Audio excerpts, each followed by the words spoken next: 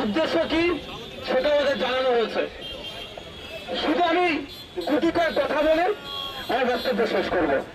প্রথমত, এই যে সন্ত্রাসবাদী হামলা সংগঠিত হলো কাশ্মীরের পাহেলগাঁয়ে, যেটাকে মিনি সুইজারল্যান্ড বলে আমরা অনেকে জানি, এই সন্ত্রাসবাদী কার্যকলাপ আটকাতে সম্পূর্ণরূপে এই শুভেন্দু অধিকারীদের পরিচালিত কেন্দ্র সরকার ব্যর্থ হয়েছে। এর ব্যর্থতার দায় তাদেরকে নিতে হবে। সারা ভারতবর্ষ যখন তাদের দিকে প্রশ্ন করছে, অমিত শাহজিকে জিজ্ঞাসা করছে, মোদীকে জিজ্ঞাসা করছে যে আপনারা 370 ধারা তুলে দেওয়ার পরে বললেন কাশ্মীরে আর কোন হিংসা হবে না, সন্ত্রাসবাদী আক্রমণ হবে না, এবং যখন নোটবন্দির পরে বললেন যে সন্ত্রাসীদের কোমর বলে দিয়েছেন, তারপরে এত বড় খণ্ড সংগঠিত হবে কিভাবে, এই প্রশ্নটা যখন চলবে সেই সময় এরা আমাদের দেশের এই চরম পরিস্থিতির সময় তারা হিন্দু মুসলমানের রাজনীতি করার চেষ্টা করছে। এরা চরম ভাবে ব্যর্থ হয়েছে।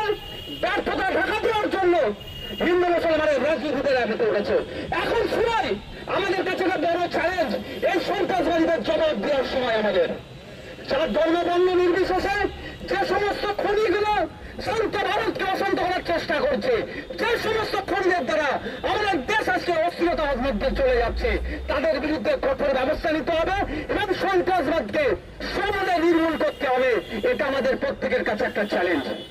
আমি অনুরোধ করব, আমরা যেমন এই কাশ্মীরের পাহেলগাঁওতে বর্বরোচিত সন্ত্রাসবাদী হামলা হয়েছে তার প্রতিবাদ জানাবো, সাথে সাথে কেন্দ্র সরকারের কেউ আমরা প্রশ্ন করতে পিছপাবো না।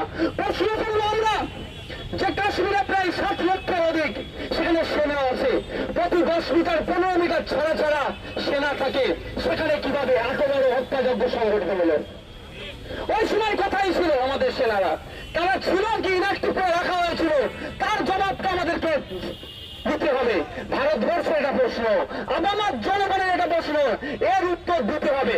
কারণ আমরা ভুলে যাচ্ছি না 2019 সালে লোকসভা নির্বাচনের প্রাককালে যখন সারা ভারতবর্ষের মানুষ এই জুমলাবাদের সরকার বিজেপিকে হারানোর জন্য প্রতিশ্রুতি নিয়ে নিয়েছিল, সেই সময় আমরা কি দেখলাম? আপনার পুলওয়ামাতে টেরর অ্যাটাক হলো। টেরর অ্যাটাকে আমাদের দেশের 40-এর অধিক সেনা শহীদ হলো। 6 বছর হয়ে গেল, এখনো পর্যন্ত আমরা জানতে পারলাম না এই হামলা কারা করেছিল এবং কতজনকে গ্রেপ্তার করেছিল, তাদের বিরুদ্ধে কি ব্যবস্থা নিয়েছিল। কিন্তু তখন তো শুভেন্দু বাবু আর ওদের দলে ছিল না, তখনও শুভেন্দু বাবু অনেক চিৎকার চেঁচামেচি করেছিল, তখন চেঁচামেচিটা অন্যভাবে করেছিল। আর এখনো চিৎকার চেঁচামেচি করছে। এমন চিৎকার চেঁচামেচি করতে গেল, একটা ভিডিও পেলাম, ভিডিওর সত্যতা জানি না, Calcutta police, West Bengal police, রাজ্য স্বরাষ্ট্র দপ্তর, দেশের স্বরাষ্ট্র দপ্তর নিশ্চিতভাবে এই ভিডিও ফুটেজটার চেক করবে, যে দেশ বিরোধী যে স্লোগান দিয়েছে তার বিরুদ্ধে ব্যবস্থা গ্রহণ করবে। এখন আমি ফিরে আসি, ব্যবস্থা গ্রহণ করতে হবে। কি ব্যবস্থা গ্রহণ করে এই শুভেন্দু অধিকারীর বিরুদ্ধে দেশে থেকে দেশ বিরোধী স্লোগান দিচ্ছে সেটা আমরা দেখব। যারা গল্প শোনাচ্ছে অনেক, একটাও ছাড় পাবে না। সেই দেশের প্রধানমন্ত্রী, দেশের স্বরাষ্ট্রমন্ত্রী শুভেন্দু অধিকারীর এই ভয়েসটা যদি সত্য হয়, তার বিরুদ্ধে কি ব্যবস্থা গ্রহণ করে সেটাও আমরা দেখব।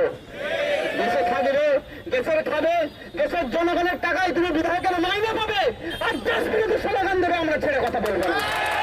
আমরা আইনের মাধ্যমে গণতান্ত্রিক প্রক্রিয়াতে এটা জানবো। যে অবাক হয়ে যাচ্ছি, পুলওয়ামার ঘটনা 6 বছর পার হয়ে গেল, এখনো পর্যন্ত কারা ঘটনাটা ঘটালো, 300 কিলো RDX কোথা থেকে আসলো এখন আমরা জানতে পারলাম না। তখনও কিন্তু ধর্মীয় ঝিঁকি উঠেছিল, তখনও সেনাদিকে শহীদ করেছে, প্রত্যেকের বুকে ব্যথা লেগেছিল, সেটাই ভোটে ক্যাশ করেছিল মোদী। আর আজকে তার প্রমাণ দিচ্ছে, এখানে আমার ভাইকে শহীদ করেছে, আমার ভাইকে খুন করেছে, আমাদের জানা আছে বলে আমরা রাস্তায় নেমেছি, আর মোদীজি তার নির্বাচনী প্রোগ্রাম করছে আজকে বিহারে দাঁড়িয়ে। অসভ্য জ্যোতিবাবু বলতেন না অসভ্য বর্বরের দল, আমি সেটাও রিপিট করছি, জ্যোতিবাবুর কথাটা সত্যি অসভ্য বর্বরের দল। সেখানে অল ইন্ডিয়া মুসলিম পার্সোনাল ল বোর্ড এই ওয়াকফ নিয়ে যত প্রটেস্ট 25 তারিখ পর্যন্ত বন্ধ রাখলো, মোদীজি সেখানে তার নির্বাচনী কার্যকলাপ চালানোর জন্য বিহারে গিয়ে প্রোগ্রাম করছে। এদের অসভ্য বলবেন না তো কি বলবেন? এরা অসভ্যদের সাথে পা দেবেন না, এরা ধর্মীয় দিকে তুলছে। এখন তো প্রশ্ন করা দরকার ইন্টেলিজেন্স কি করছিল? বিভিন্ন লেয়ারে ওখানে নিরাপত্তা রক্ষী ছিল। তারা কি করছিল?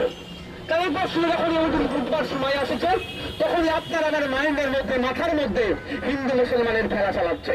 আর যারা হিন্দু মুসলমান খেলায় মেতে আছেন, তাদেরকে শুধু এতটুকুই বলতে চাই, একটা তথ্য দিতে চাই।